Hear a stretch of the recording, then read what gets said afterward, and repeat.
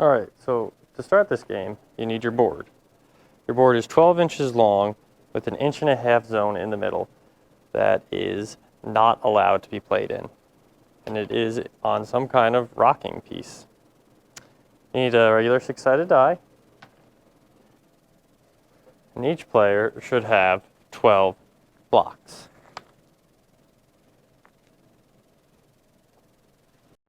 Okay, now that we're ready to play, basically how you play is you got 2 players who take turns. I'm going to do it with an abbreviated set of blocks.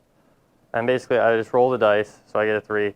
I put the blocks up in a group of 2 and 1, because blocks always have to go up in an even interval. So for this player, I'm going to put 3 blocks up, 2.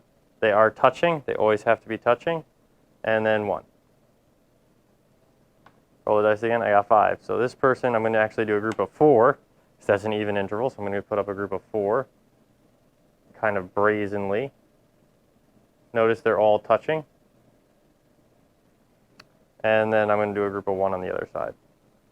Now, something else to keep in mind. I got a group of 4. Once a block touches the board, wherever it touches, it has to go down there.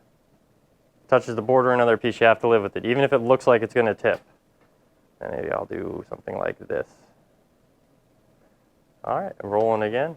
I got a group of 6. So this one has 4 blocks left. So this is a scenario. I put up my 4 blocks as I regularly would. And I cannot play a block I've already placed that turn again. So I'm going to have to move my last 2 blocks. So I don't want to block a space I'm planning to move from, because I'm going to move from the center out. So I place these blocks here.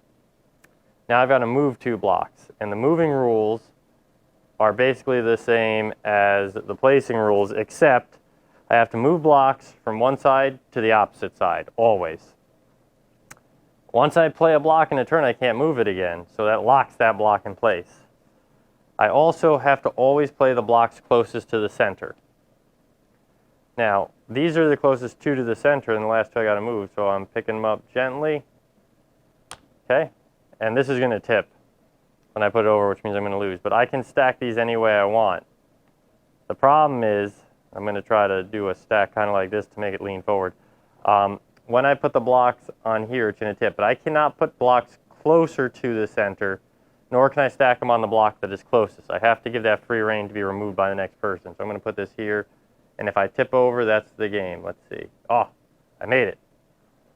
So the next person would get to go. They rolled a 1. So they don't want to tip it over, so they're going to try to help me out. And then I'm going to roll. I moved a 1. I can move this from this side to this side.